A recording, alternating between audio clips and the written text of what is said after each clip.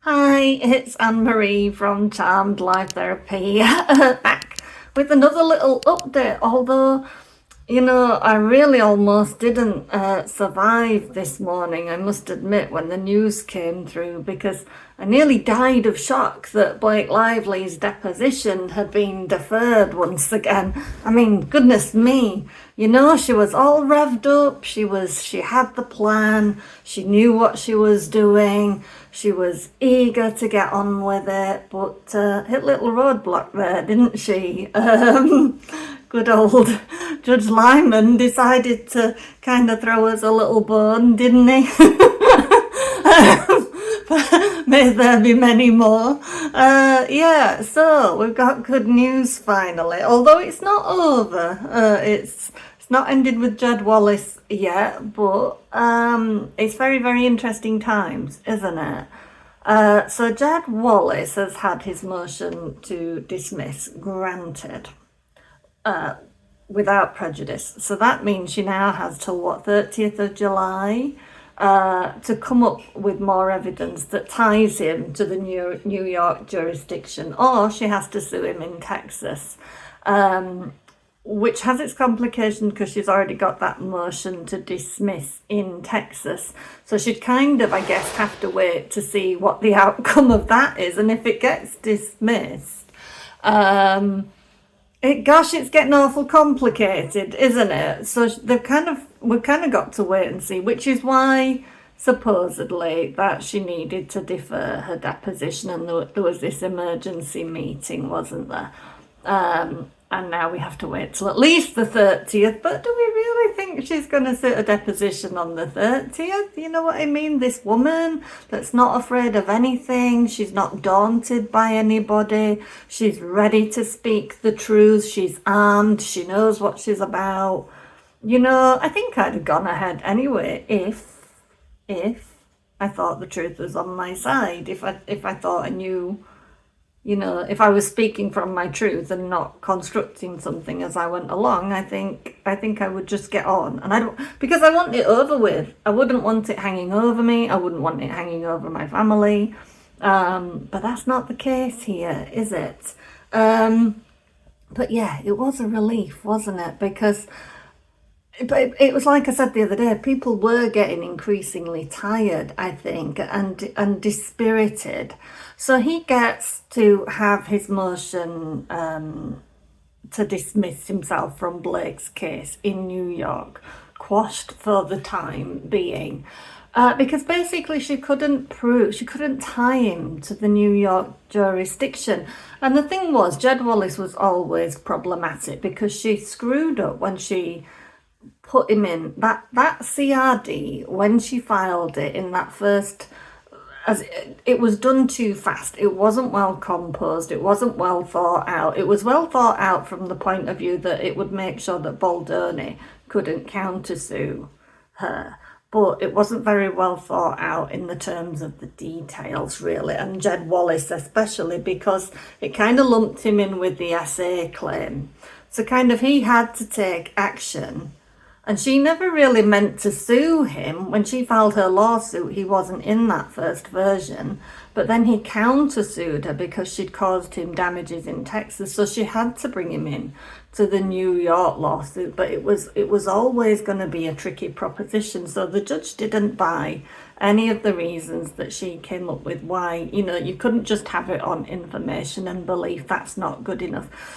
Him just on the other end of a phone call or whatever to people who happen to be in New York wasn't good enough. Him having conversations with people who might be in the middle of a conspiracy theory in New York wasn't good enough. There just wasn't the evidence to tie him to the jurisdiction. So while we can't entirely breathe easy, it's certainly a heck of a lot better. I mean, I think if there was genuine evidence against Jed Wallace for being in New York, she'd have come up with it already, wouldn't she? She'd know it. He's produced everything he has. He's said that in the court papers. He's not outstanding on anything. So he's given her whatever she's asked for. So where's she going to go with that? So it's interesting now. So she could be in the unenviable position of actually having to fight his case in Texas if she doesn't get herself dismissed out of it. Does she want to take part in that? Does she not want to take part in that? I suspect she doesn't want to be part of a case with anybody in Texas, because I imagine Texas is not going to be quite so lenient with a powerful Hollywood player or whatever she wants to call herself. I think she'll be dealing with a different animal altogether, different politically, different in all kinds of ways, I would imagine. You tell me, if you're from Texas, how do you think she'll fare? So yeah, I kind of wanted to touch on some other little things today, because we are dealing with what most of us feel is narcissistic behaviour. As the last couple of days, I'll talk a little bit about my family. And when I talk about my family, I'm not really saying that anybody's a narcissist or anything like that, but it's very complicated, is my family, because on the surface, everybody looks, like they're successful, they've had their own families, except me. I'm like the weird black sheep one.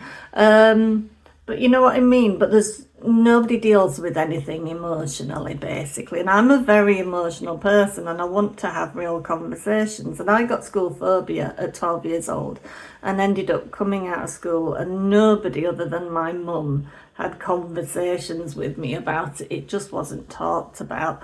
So it was very difficult for me, was my childhood, and really quite lonely. And the more kind of work that I've done on myself as an adult, the kind of more that's niggled me, really, and the more distance from my family I've become, because I can't talk to them on an emotional level about things I've experienced. And the other thing is, my point of view isn't deemed valid because I was the baby of the family and because these things happened to me.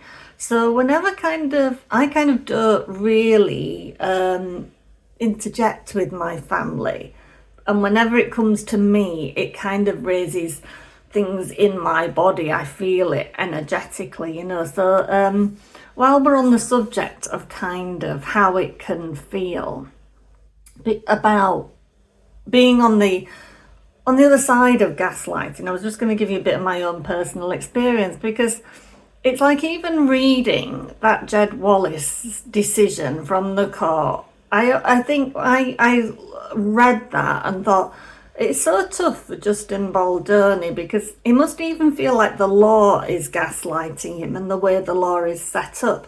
Because at this stage, the judge has to, when he's expressing things like that, he has to assume that what Blake says is true, apparently, from what I understand, that you have to take that as that's what it is until it's kind of proven differently. I guess that is the pleading, that's the plaintiff's argument. So for Justin having to read that, it basically looks like he's guilty of everything. It doesn't matter what he says, that's the way it is. And it's kind of like being gaslighted by the law, I imagine. I imagine, like, reading that, obviously he's going to be pleased, and he has to be thinking, well, that's a big chunk of her argument, that we created this digital army thing to obliterate her and all the rest of it. And now what she got to rely on, if she can't come up with something new against Jed Wallace, she's got to rely on that text message chain to do with the Van Sham subpoena and the likes of that. So it's got to be looking better, one would think, wouldn't it?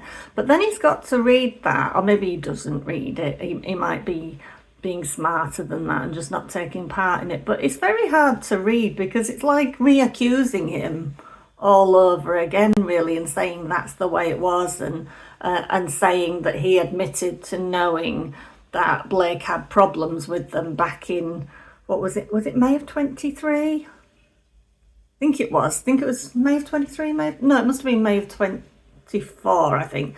But just that he knew, like when they're arguing this business of why weren't the HR reports put in and things, and the judge is kind of saying in that he's aware that there was some problem before the supposed digital army Hull smear campaign, Invisible Untraceable, started in August. So he has to either read that or listen to it or or know it's out there, you know what I mean?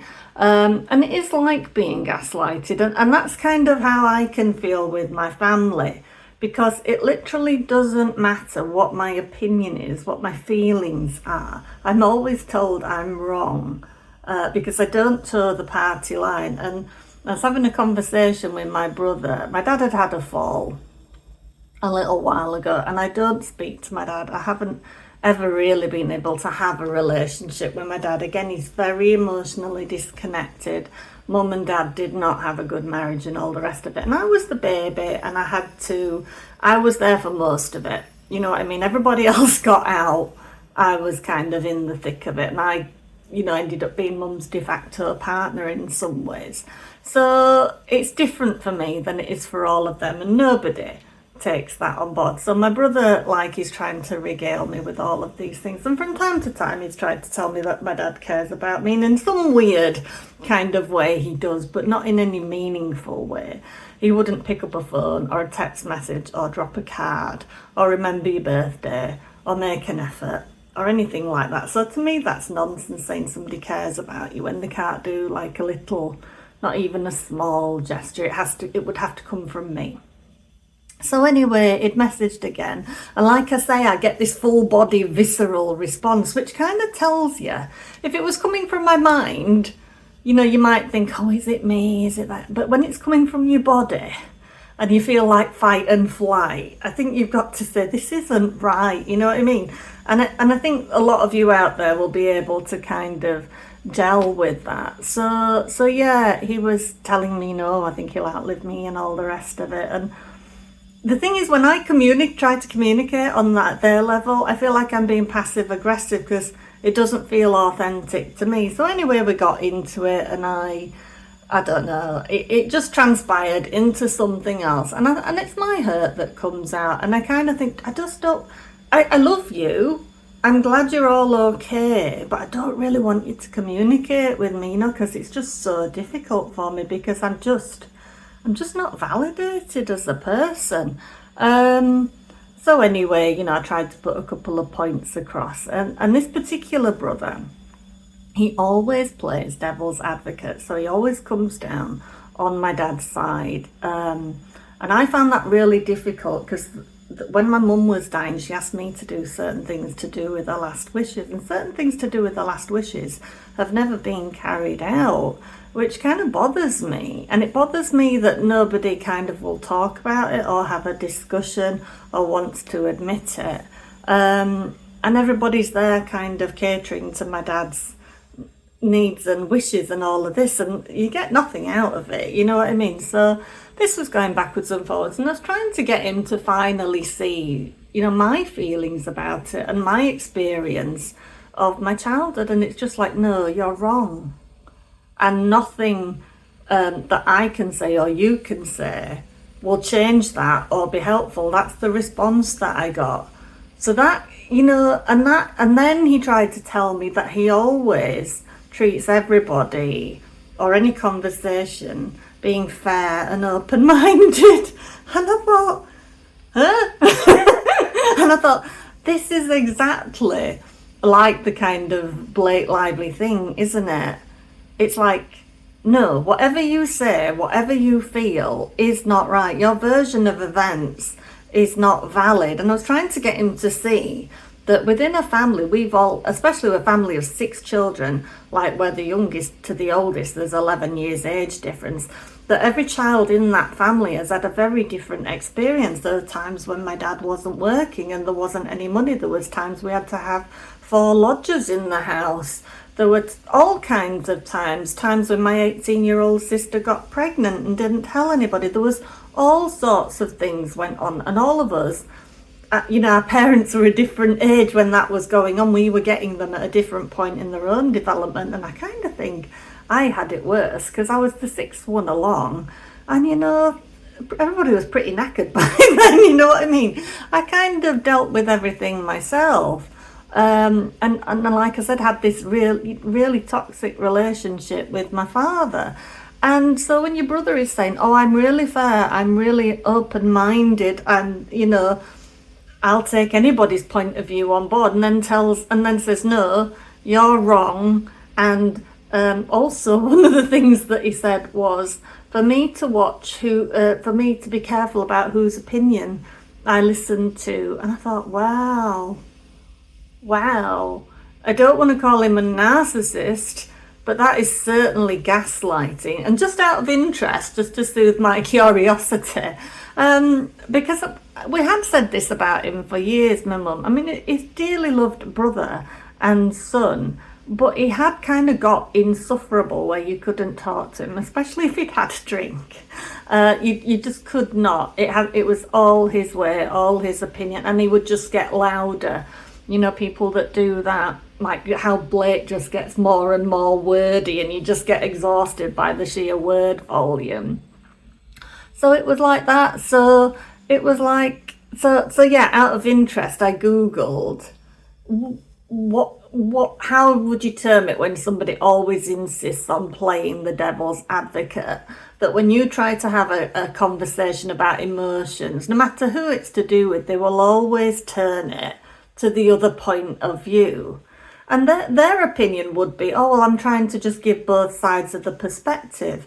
But sometimes there's just right and wrong, isn't there? And there's honouring somebody else's life experience as well. You can't just negate somebody's life experience, like what's happening to Justin. You know what I mean?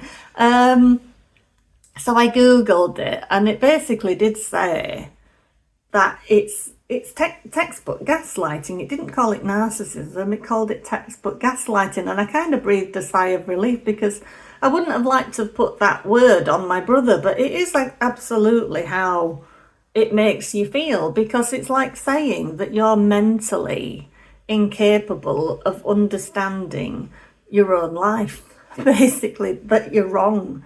So there's nothing more gaslighting than that, in a way. So that's kind of why I have like 5 brothers and sisters and a father, and have very little to do with them, you know, because every time I do try, you know, because I always want to understand the past. I don't want to live in the past, but I want to unpick it and able to understand and do better.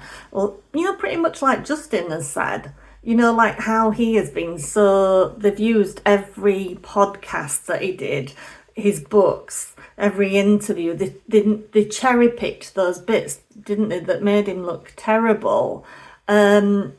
When basically that's what he was just trying to do, to understand his own behaviours and how he could do better. And to be able to communicate with people as well on a different level. And that's really why I can't have anything to do with my family, because not that I want to have communications where I just rip into them, because I really don't. But I want us to be able to talk about real things, and you just literally can't. And if you try to, you gaslit. You're kind of told that you're the problem, that you don't just suck it up and put a smile on your face and then go off and have toxic and unhappy relationships, and, you know, pass that along to your children and the rest of it. So some of you that are here for Baldoni stuff might be thinking, what's she all talking about? But I just found it interesting to have had that conversation, to be feeling all those feelings in my body, like, I don't even want to respond, I don't want to check my phone, I don't want, you know, it's so sad that you're my family, you're a member of my family, and I don't want you to communicate with me, and I don't really want you to tell me how my dad is. I hope everybody's okay. Not a problem with you all, but please just don't toxify my body and my environment, you know, because it's just so painful. And I think kind of why I'm talking about it is this fact of, I think this is what Justin is experiencing, that this thing of, you've had these experiences, you've had all of this unfairness, you wish you could talk about it, but nobody seems to be getting it, and indeed you seem to be attacked for it, and somebody else elevates their opinion over yours, and you feel like suppressed. and all the rest of it. And I think, yeah, that's kind of why I wanted to talk about it today. And because I think you're all feeling it a little bit too. And I think it brings up all of the times that we've all felt suppressed and all of that, and have questioned our own minds and our own feelings because somebody else has told us either that we're not in our right minds, or we don't know what we're talking about, or you should just suck it up, or you should just get on with it. I mean, my brother literally in these messages told me that I hadn't experienced any trauma, and I think when you come out of school at 12 years old and they stick you on medications to mess with your brain chemistry, including things like lithium, and you never get access to that education at that time in your life, and you lose all your friendships, and you have a father that doesn't have one conversation with you about the fact that you're not in school, that you seem to have anxiety and depression. Is that not trauma? And I guess he gets to define what's traumatic. You know what I mean? And I kind of tried to get across to him this business of, well, we've all had different experiences, and I was the last one along. You know what I mean? My brother, this guy that's saying there was no trauma in that family, he got out of the house at 17 years old. If it was that good, why did he fly the coop as soon as he possibly could? You know what I mean? It doesn't make sense. His argument does not make sense.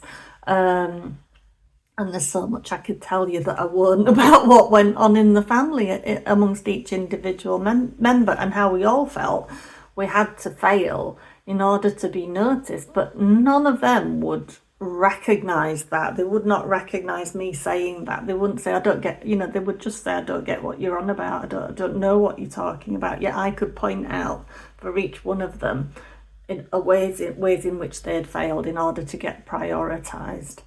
It's that simple. And that's kind of what goes on in families. You're always looking for a way to get noticed, and for some of you it will be the one that fails or rebels or has an addiction or the rest of it, so, or some of you might be the perfect one, the overachiever, the straight A student. Some of you might be carers, you're the child that cares for everybody, or you might end up being the sick one.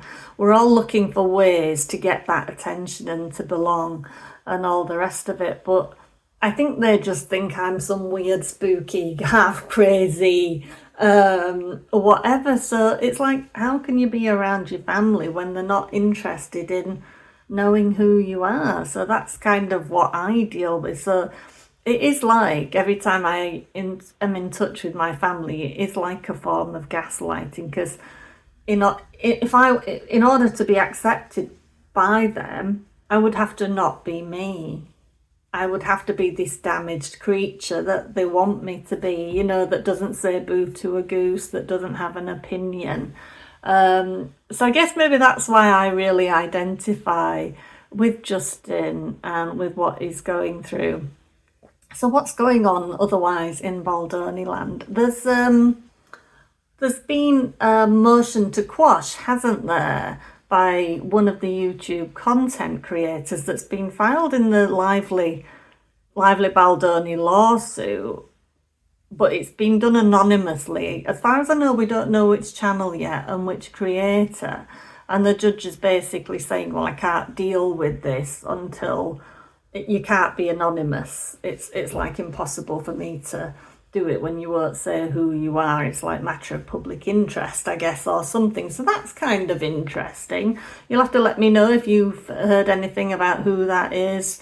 But as far as I know, it's still anonymous. And Brett Douglas McDowell is still trying to have his say. And I kind of really feel for this guy because he is doing it himself. He obviously can't afford lawyers. This is the guy that's trying to say that Ryan and friends, Rob McElhenney and the rest of them, kind of appropriated aspects of him and his wife's life and the intellectual property and things like that, and his dog that looked his service dog that looked remarkably like Dogpool.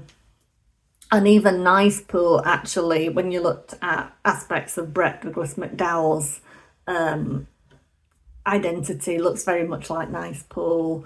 And he was also, wasn't he, an extra slash stunt double on Deadpool 2? So there's a lot of, it kind of can come off like a conspiracy theorist, but actually when you look at some of his points, they are actually quite credible. But he's clearly doing it on his own, and he keeps making mistakes in his filings, because he did it the other day when he said Wayfarer and it should have been Lively, I think. He mixed up the names, whatever it was, in his thing, and I thought, oh, he's going to have to rewrite that again. There'll be another letter from him apologising for doing it wrong. And I think he's struggling a bit, this guy. I think he has some health issues or other, and there's something going on with the air quality where he is. And so he keeps filing these things, but kind of doing it wrong and then having to apologise. And again, it makes you kind of sad, because it's people feeling like they're being gaslit by their own life in a way, or by people in their lives, you know. He truly thinks he has valid points. And if you listen to some of the creators that covered it more in depth, I think Cassidy O'Connell did, but I didn't see it from her, but I know Mandy Magnan did cover his interpretation of events in more detail. It is very compelling that McElhenney and Ryan pinched aspects of his life for Mythic Quest, Rob's TV show, and for movies like Free Guy of Ryan's. And we see they can do it. We see they don't like to create their own original material. They like to rob it from other people's lives or take over other people's movies. We're seeing that, aren't we?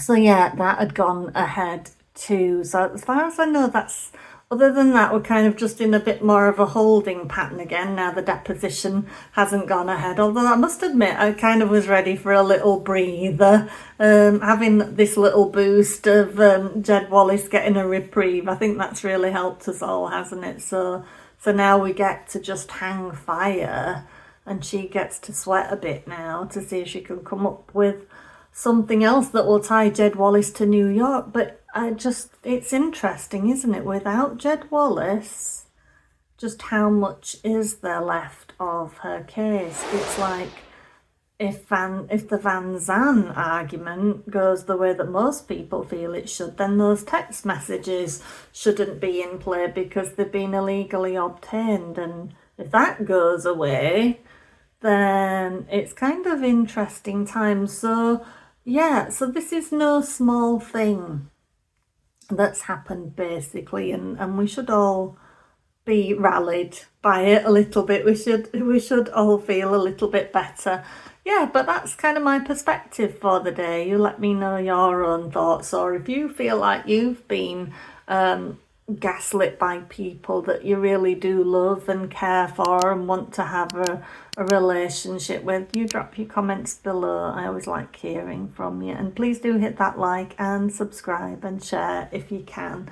I'm really enjoying this experience of growing the channel and communicating with you all, and I will see you later.